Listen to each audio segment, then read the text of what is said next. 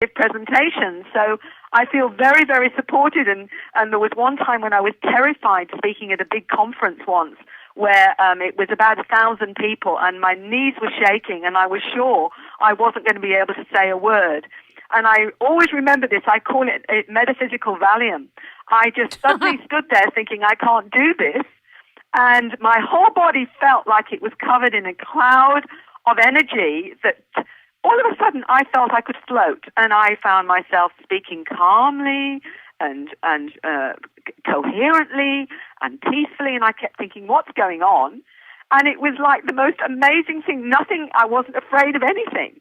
And this happened like instantly. And I remember thinking, well, I'm going to be fine now. But I knew something they'd injected me with something. But whatever it was, it did the trick. And I was a different person. And I know now whenever I get really scared, I just need to ask for that metaphysical Valium and I'll be sorted out. Do you think that angels exist knowing what you know now? Absolutely. I have every belief that they are there.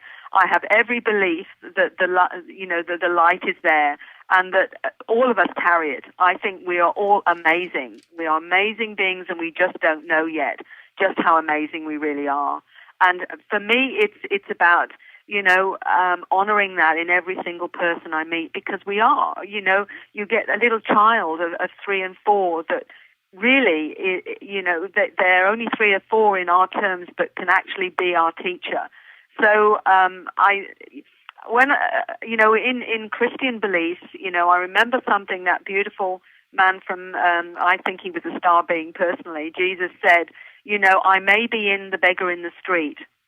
And I've always remembered that, whoever it is that I meet, no matter what station in life or who they are, they may actually be that beautiful being, and all these other beautiful beings. We don't know. So we've got to stop judging by image, haven't we, and realize that at heart we're all beautiful souls. Indeed. Do you have any fears or deep concerns at this point in your life? Deep concerns. My deepest concern is that we're being ruled by fear on this planet. And that we are being, we've been programmed into fear, I suspect, on this planet by those that are self-serving. And I don't want to go into anything more than that. I think people will understand what I mean. And I think that the most important thing is not to buy into it, that we have to realize our own potential and that we're here. When they say, well, they think, something terrible is going to happen, the 2012 and whatever, the way that I look at that, and that's why I won't buy into the fear, is there are so many amazing souls being born right now with incredible abilities, the star kids, those that are still to be awakened. These are, they call them indigos, crystals, children of light, golden children. There's so many names given to them.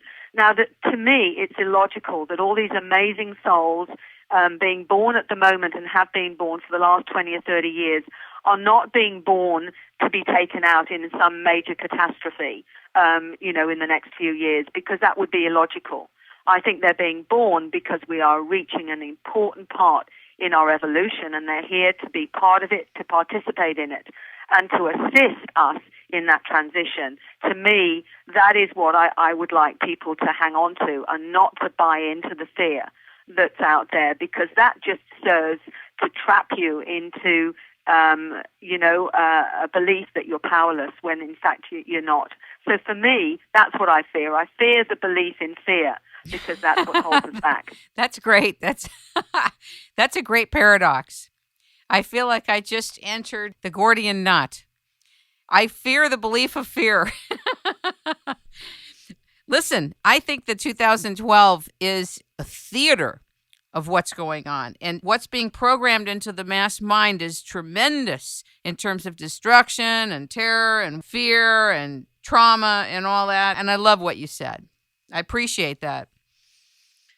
Let's talk about the fact that you are one of the very few people that I've ever heard acknowledge that our consciousness is being slowly but surely transitioned for the ability to accept extraterrestrial intelligence and off-planet cultures, and the fact that there's been life in the universe forever.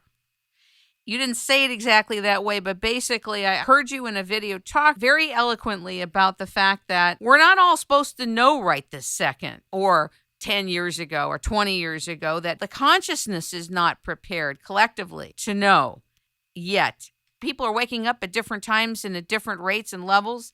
And so this is being staged to happen without the whole world falling apart. Is that correct? Absolutely. I mean, if we understand that these intelligences have been working on, these programs all over the galaxies and the universes, they know exactly how to work with the psyche of any individual species, and they are doing a progressive desensitization on this planet to us accepting that we're not alone.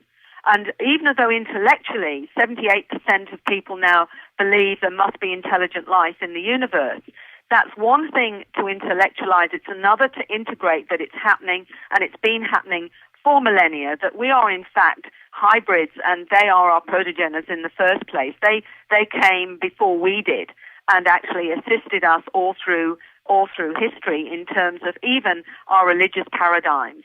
So, for me, it's really important now for people to not only intellectualize that, but to understand that this is the only thing that makes sense. And if you look through any area of human knowledge, from anthropology, archaeology, biology even shows the anomalies in our DNA, etc., etc. It's there, staring you in the face once you're open to listening to it. But the biggest thing for anyone who's having encounters is the realization event that if I take this on board, everything I've ever been taught is now going to change, that I am going to have to start again in learning about who I am, where I'm from, and, the true history of humanity. Very, very eloquently said. Aside from in hypnosis, which you explained very clearly, where people all of a sudden get access to something they may not even believe in the conscious mind, don't you think that the soul age of a being is also going to make it easier for them to accept the fact that extraterrestrial intelligence has been here before we were? Absolutely. What I haven't gone into is what I call the third wave, or the sleepers. These are people that just have a sense or knowing of a greater, if you like, universe in simplistic terms. And a sense that, that they've got something to do, but nothing concrete. Not the marks on the body, the nosebleeds, having strange things like that happen at all. But they've always had a sense of, looking after the planet, knowing that it's important, maybe being drawn to healing and this kind of thing without really any sense of this. But there will be a time where they're woken up, where they've actually had interactions, maybe only in an astral form on the craft, and they have been educated. Now, this is really frontier stuff in terms of even ufology, and it's information that I've gleaned through many, many different people going into hypnosis, where they will be taken astrally and given information that they need. They will even go and report what they are understanding of the human condition to other beings in astral form. And they have no memory of that consciously. They are, if you like, dumbed down when they come back to the planet astrally or physically. But at some point, it seems that many of them will be woken up, and then they will have their full mandate. They will have their protocols. And some of the downloading of information that one 8-year-old called knowledge bombs in her head, to me, is suggestive of compressed files, if you like, of protocols and information that will enable them, when this shift happens, to operate more fully, because they will actually have a new paradigm to work with, and they will already have had information they need to assist them with this transition. It's very, very complex. It's multidimensional. It is a matrix of layers of desensitizing and information that these incredible intelligences are working with. And we're not just talking about one. We're talking about, hundreds and hundreds of different forms and kinds of, there's not one form of gray, for example. There are many different forms of those. There are many different kinds of humanoids. That we're talking about a matrix of intelligences, energy beings, light beings, transcendental beings, interdimensional